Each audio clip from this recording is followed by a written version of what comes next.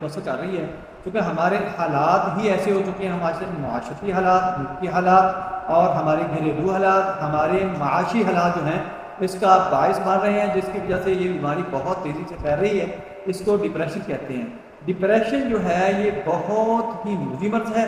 اور یہ اندر ہی اندر سے دیمک کی طرح انسان کو چاڑ جاتا ہے، کہیں کسی کام کا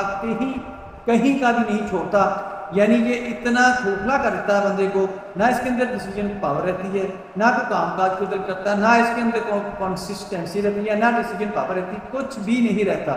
ڈپریشن کیا ہے؟ ڈپریشن جو ہے وہ لگاتار مایوسی، نا امیدی اور غیر سنجیدگی،